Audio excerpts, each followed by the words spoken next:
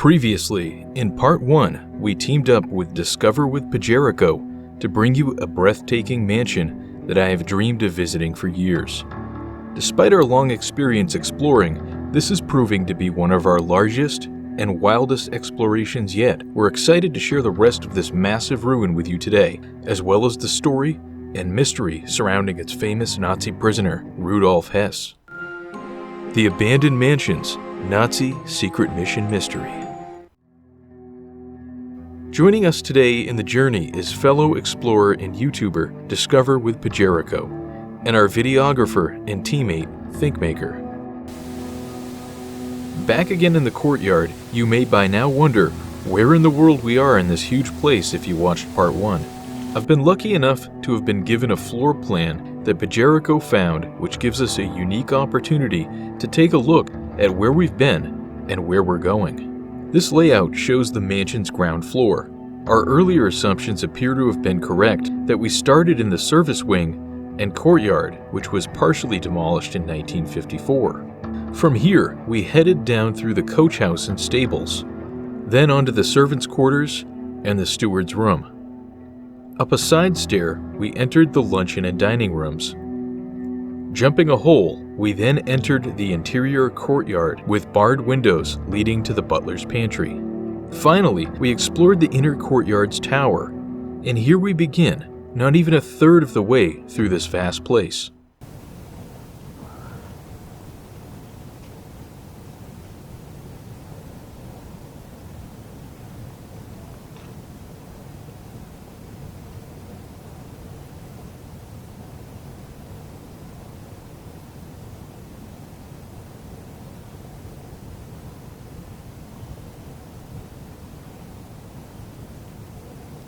Down the corridor, we first come to the Duke's sitting room. Its size and fireplace point to its importance.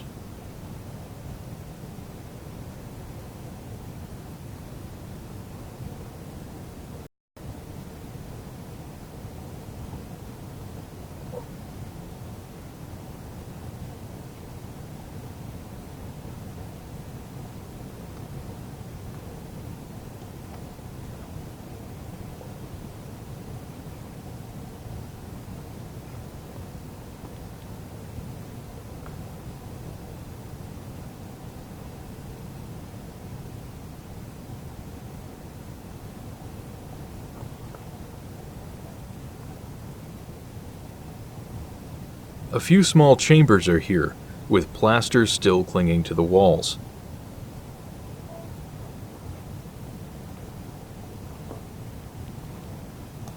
They lead to the dressing room with its curved window.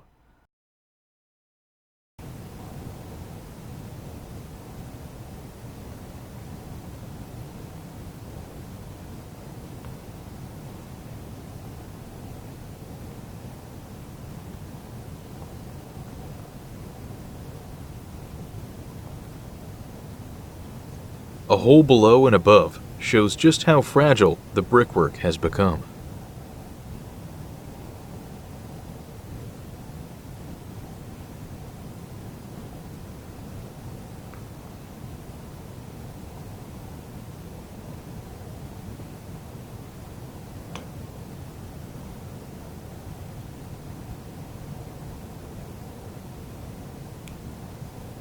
Back in the hallway, we head toward what was the secondary staircase for the building.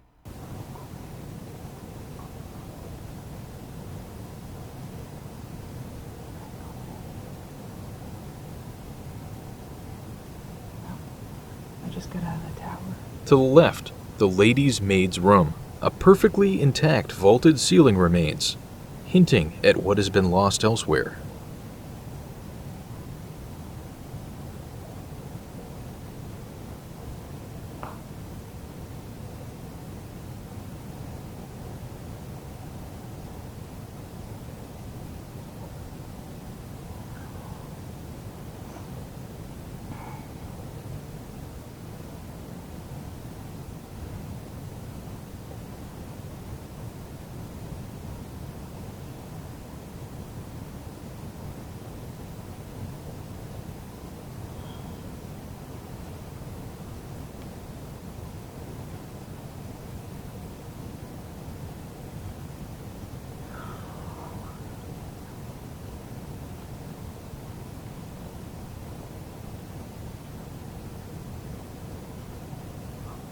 The stair is missing a section, which means the rest may also be loose. Does it seem like a good idea? Support.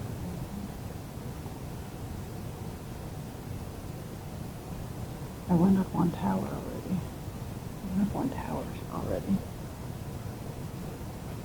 This one.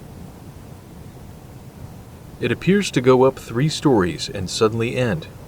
We decide to live another day.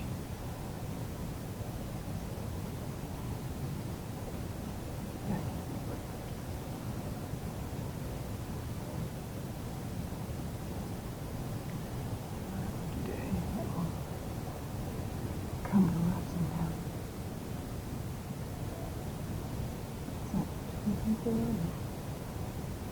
I really want to pause.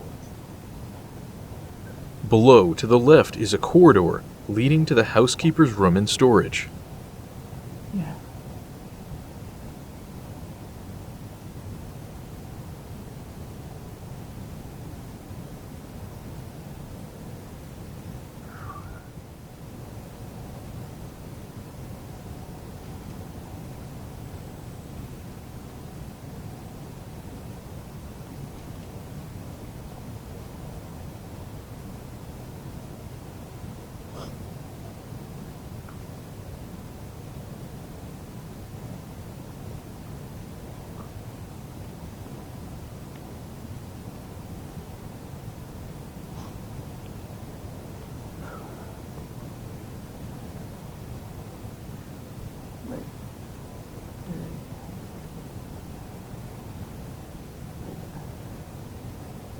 I'm not sure which way to go.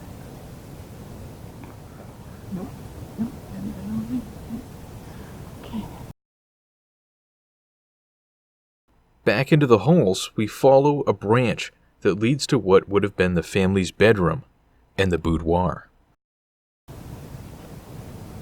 That's fine. We'll meet up again, I'm sure.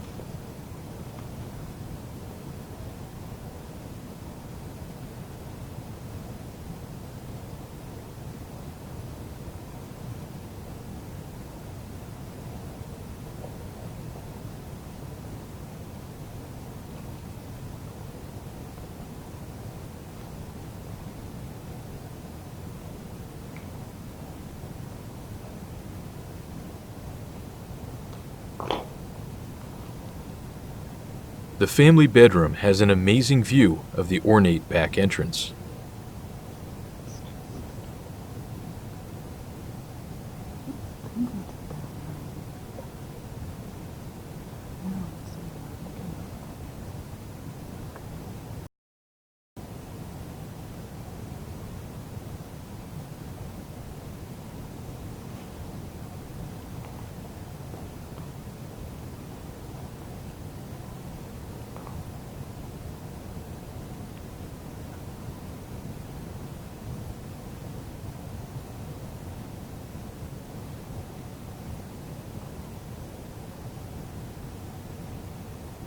In the attached dressing room, it seems as if somebody has attempted to plumb the depths of a hole with a small beam that sticks up like a grave marker.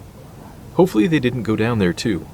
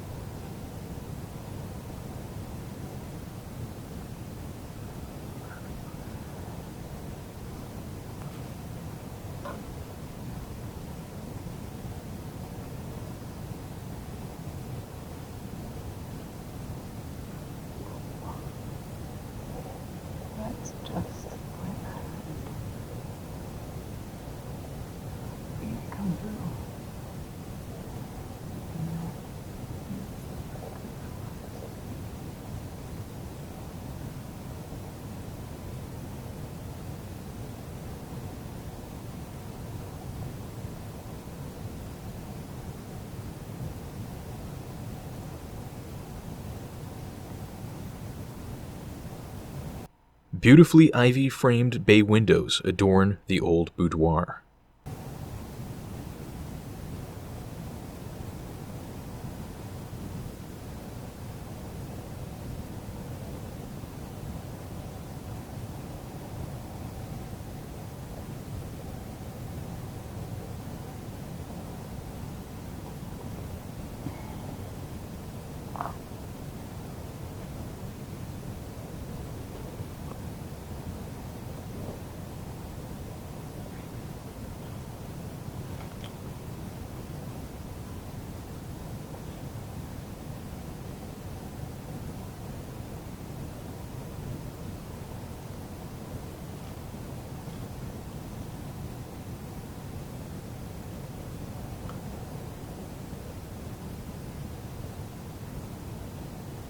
Your guess is as good as mine as to what the purpose of this chamber was. It is unmarked on the map.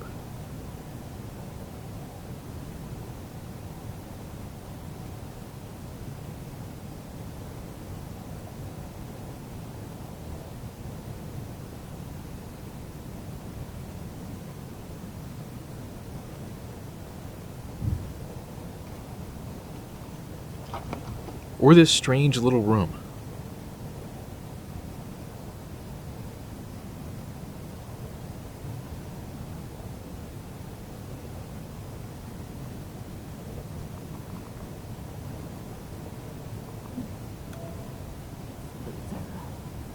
Smoking.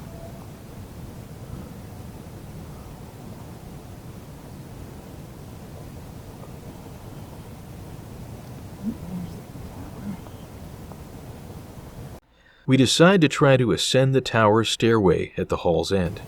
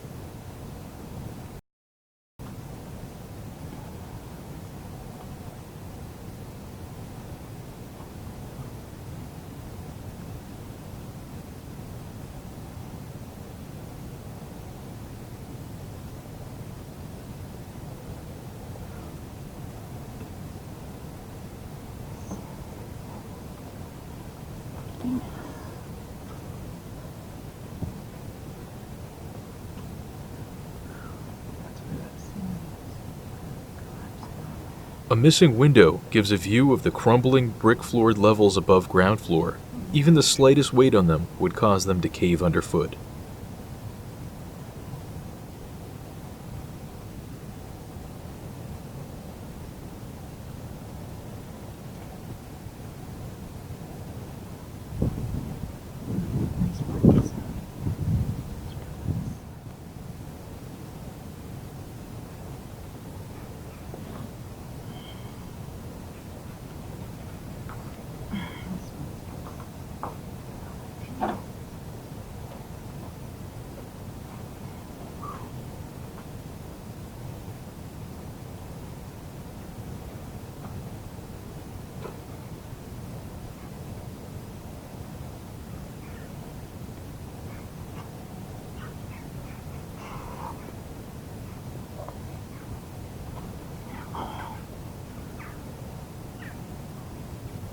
From the top level, the strangest part of the castle seems to be how close it is to many homes.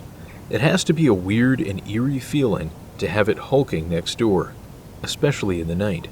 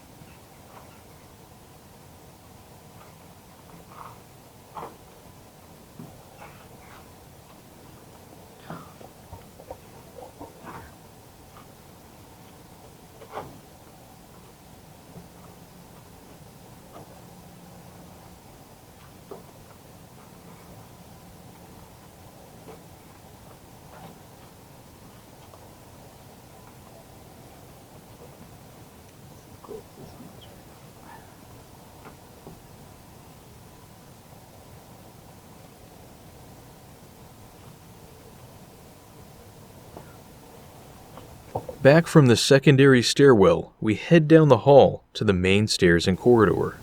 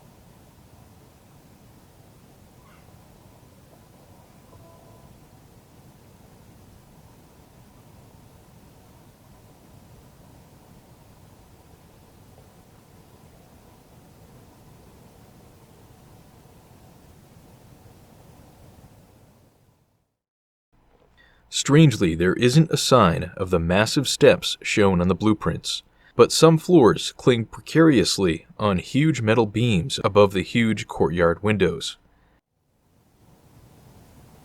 At some point, they must have collapsed.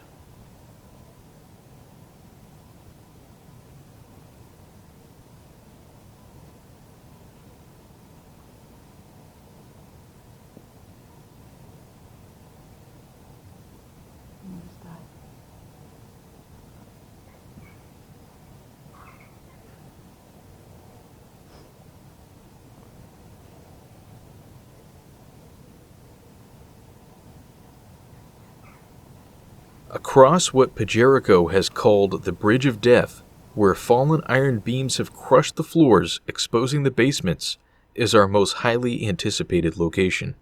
The entrance hall would have been the first view and the main focus of any visitor.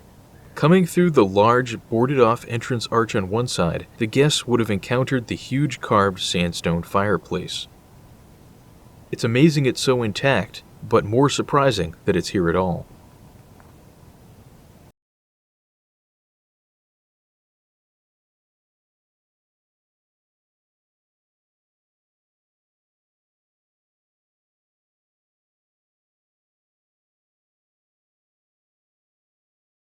Bits of a green paint can be still seen near the top.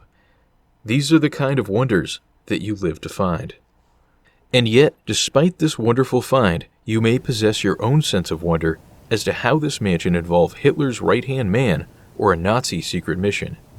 Or, if you watch part 1, what became of him after his secret mission. Previously, we told you the story of Hitler's right-hand man, Rudolf Hess, who flew on a secret mission of peace with Britain. We also discussed his crash landing and eventual arrest by the British, and his hospitalization in this very mansion. As for his fate after World War II, things only became stranger. Hess was kept in various institutions where he became more paranoid, claiming people were poisoning his food and keeping him from sleeping.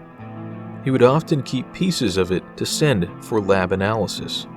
Eventually, he jumped off a tall staircase and fractured his leg in an attempted suicide. He began to say he had amnesia, and finally in 1945, just before Germany surrendered, he stabbed himself with a knife, but he again survived. He was then sent to Nuremberg on 10th October 1945 to stand trial alongside other major Nazi figures like Goering and von Ribbentrop. There he was to claim to have amnesia, and later to admit in court that his amnesia was all a lie.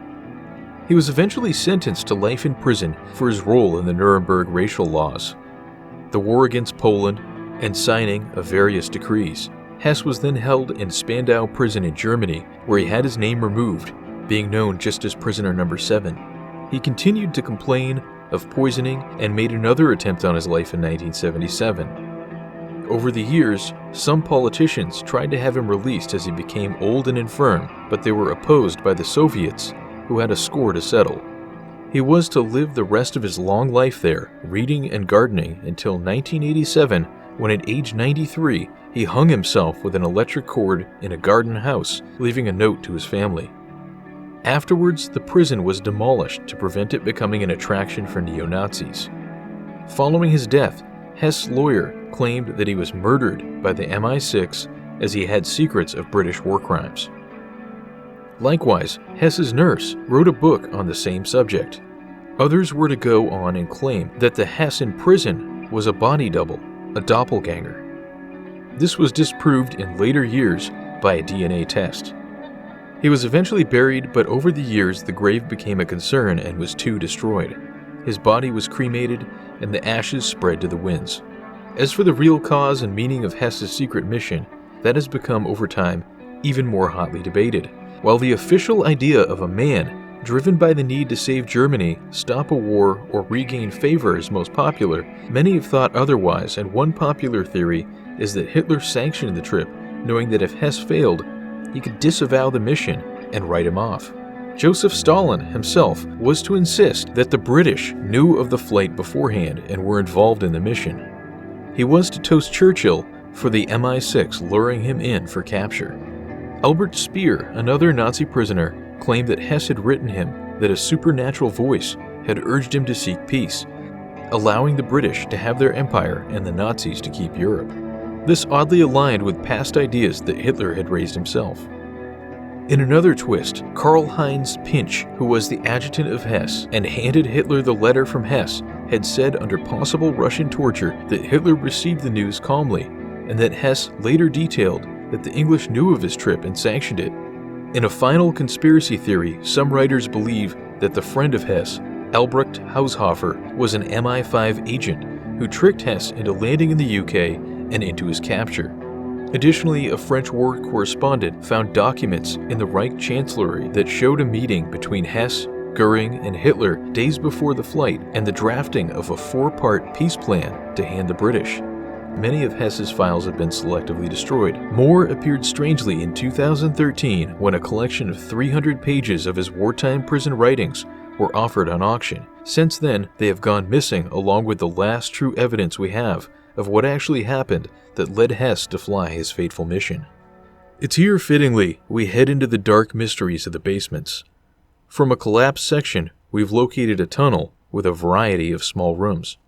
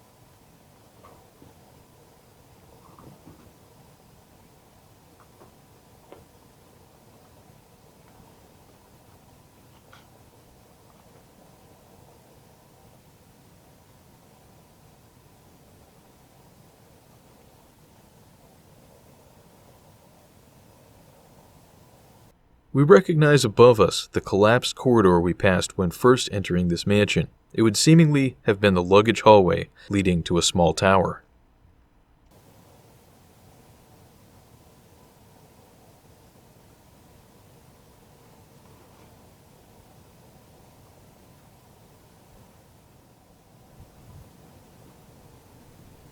This vaulted room appears to be below dining areas and may be a sort of cold storage for food.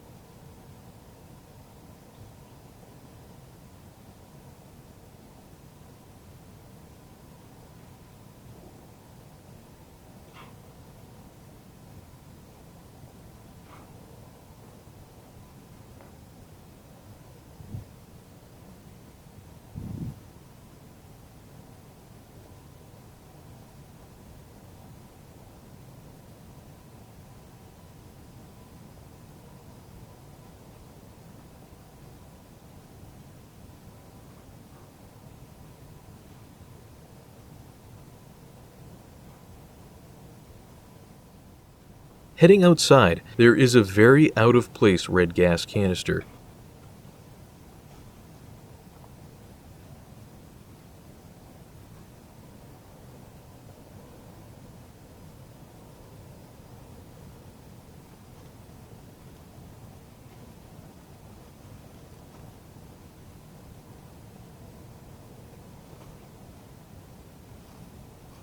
Beyond that, what seems to be a rusted tank, still filled with old fuel.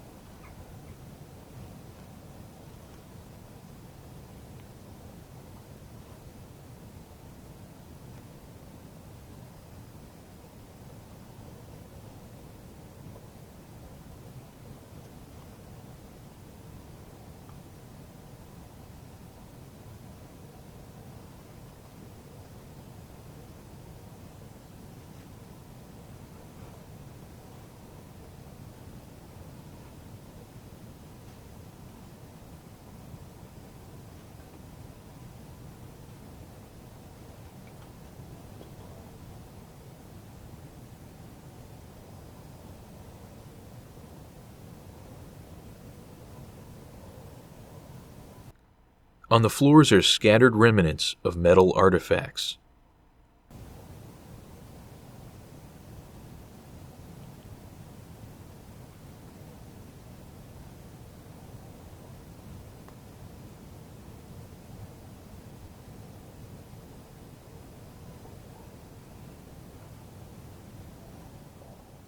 Leaving the passage, we have found another smaller entrance into another section.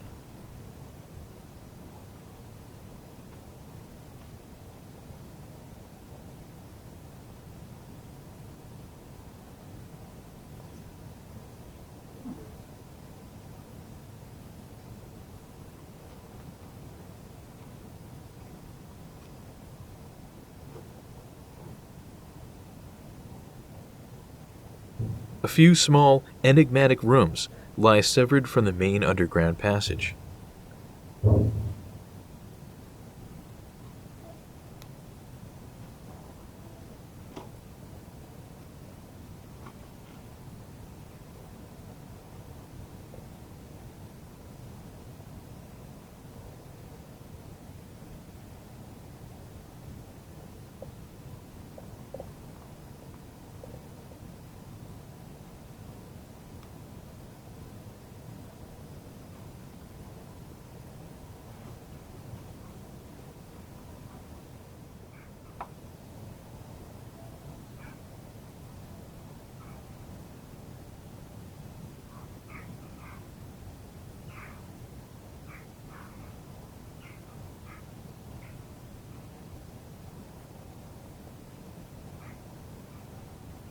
It is a small entrance like this that always sparks the imagination.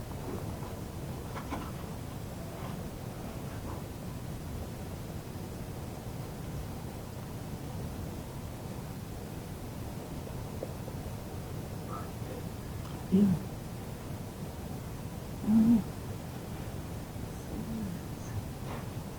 To the right is a room, strangely with a burned mattress lying on the floor.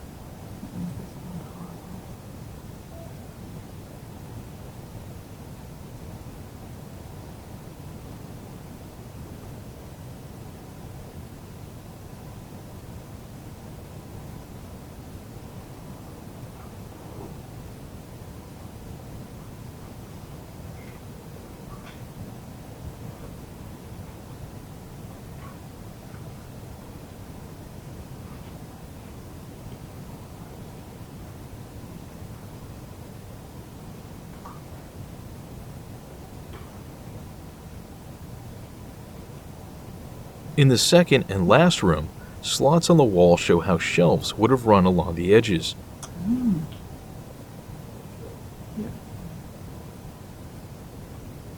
Trying to not walk into the closet. The close proximity to the dining areas and billiard room is a dead giveaway for this being the wine cellar.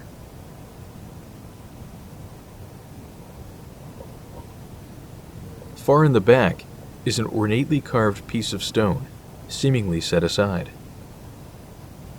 What appear to be old tent poles on the floor further suggests someone was living here.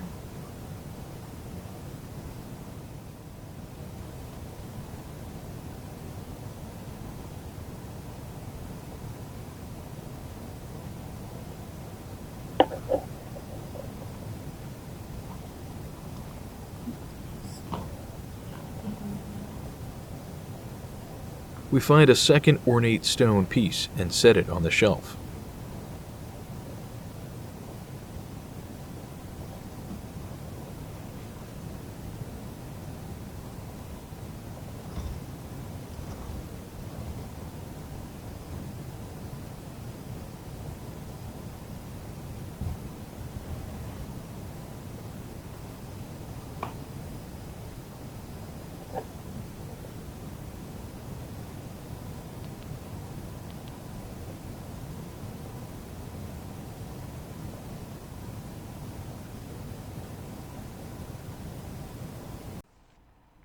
It's amazing the little details that survive, like this ceramic tile on a fireplace that I found while shooting one of the rooms above.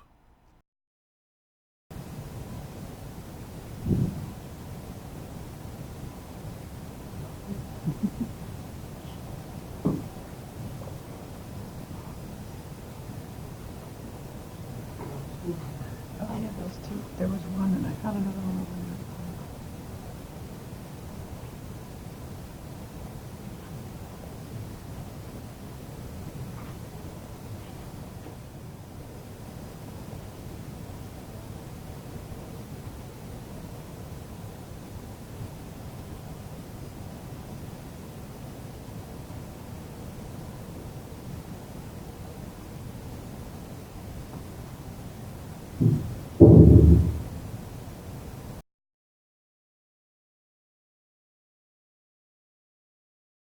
Whatever the truth of this place is, it's clear that Hess came as an idealist with a possibly fanciful idea of peace for Germany, and that he failed.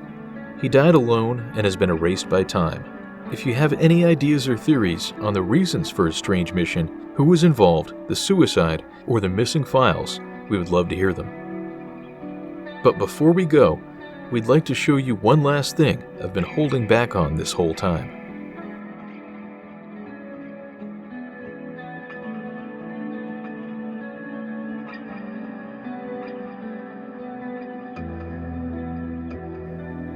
Heading down what was the rear entrance stairway, the trees clear out and some of the grandeur of the outer facade can be seen.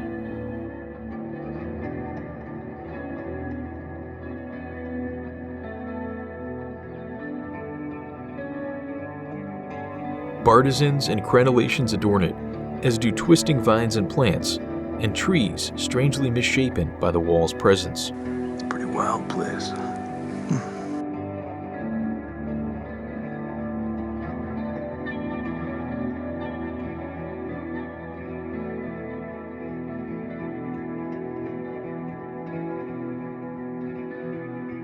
we can't resist experiencing what it was like to walk inside as last guests at this great mansion hospital through which only the winds whisper the halls with the answers to the mysteries of the man once held here.